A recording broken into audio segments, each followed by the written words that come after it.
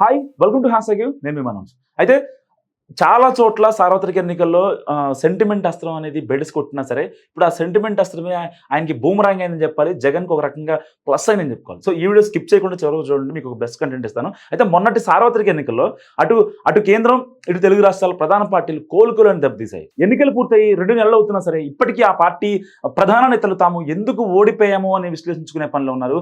ఎక్కడ లోపం జరిగింది, ఎందుకు తమ ప్రజాగ్రహానికి గురవ్వాల్సి వచ్చిందని ఇంకా వాళ్ళ మనస్తాపం ఇంకా అలాగే ఉంది. సో ఎక్కడో మనసు పొరల్లో ఈ యొక్క నలుసు వేధిస్తూనే ఉంది. సో కేంద్రంలో బీజేపీ రాజకీయంగా ఏకంగా రాముడినే వాడుకుంది. ఇటు బీఆర్ఎస్ అధినేత కేసీఆర్ 2 పర్యాయాలు తాను బలంగా నమ్ముకున్న సెంటిమెంటే గత ఎన్నికలను వాడుకుంది. సో ఇక ఏపీలో జగన్ సైతం తన తండ్రి మరణం తర్వాత రగిలిన ఎమోషన్లో గెలిచేసి మళ్ళీ అదే ఎమోషన్తో ఓట్లను రాబట్టుకోవాలనుకున్నారు. అయితే వీరి ముగ్గురికి సార్వత్రిక ఓటింగ్ సాక్షిగా జనం దిమ్మ తిరిగే షాక్ ఇచ్చారు. గడిచిన 2 పర్యాయాలు రాముడిని నమ్ముకుని సొంతంగా ప్రభుత్వాన్ని ఏర్పాటు చేసుకుంది బీజేపీ. ఇదే ఉత్సాహంతో ఫిర్ ఏక్ బార్ 400 పార్ అంటూ కూడా జనాల్లో గట్టిగెళ్ళింది బీజేపీ. సో దాని వెనుక కారణం లేకపోలేదు. 2 పర్యాయాల కన్నా ఈసారి ఎందుకు నమ్మకంతో చెప్పడానికి ప్రధాన కారణం రామ మందిర్ నిర్మాణం. అయితే బీజేపీ ప్రచారాస్త్రాన్ని కాంగ్రెస్ కూటమి ఎంతో ఆత్మవిశ్వాసంతో ఎదుర్కొంది. తమ పార్టీకి 40 సీట్లు కూడా రావని ఎద్దేవా చేసిన బీజేపీకి సంకీర్ణ ప్రభుత్వమే దిక్కనేలా చేయడంలో కాంగ్రెస్ పార్టీ విజయం సాధించింది. సో జనాలకు కావాల్సింది మత రాజకీయాలు, దేవుళ్ళు కావని ఆలస్యంగానైనా బీజేపీ గ్రహించింది. ఇకనైనా ప్రజలకు ఏమి కావాలో, దేశంలోని ప్రధాన సమస్యలు ఏమిటో దృష్టి పెడితేనే ఆ పార్టీకి మనుగడ ఉంటుందని కూడా అర్థమయ్యేలా చెప్తుంది. ఇటు పొలిటికల్ సర్కిల్లో కూడా ఇదే మాట అనిపిస్తుంది. సో మరి ఆ దిశగా తమ దశ మార్చుకుంటారేమో బీజేపీ వేచి చూడాల్సిందే. అయితే తెలంగాణ సెంటిమెంట్తో పడుతూ లేస్తూ అనుకున్న లక్ష్యాన్ని సాధించిన బీఆర్ఎస్ 10 ఏళ్లు అధికారంలో కొనసాగింది అవలేలుగా.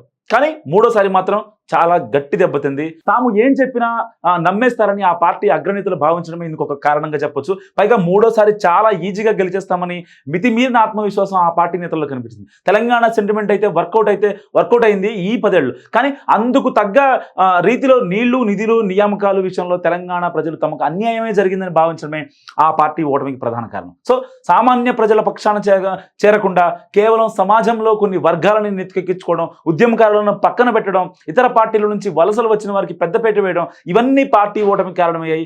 ఇలాంటి పరిస్థితుల్లో మళ్ళీ సెంటిమెంట్ రాజకీయాలను చూసిన ఓటర్లు మాత్రం దానిని తిప్పికొట్టారు, గట్టి షాక్ ఇచ్చారు. సో రాజకీయాల్లో ఎమోషన్ తీవ్ర ప్రభావం చూపుతాయనేది బహిరంగ రహస్యమే. కానీ ఎల్లకాలం ఎమోషన్ శాసించిన ఫలితాలను పంచిపెట్టలేవు.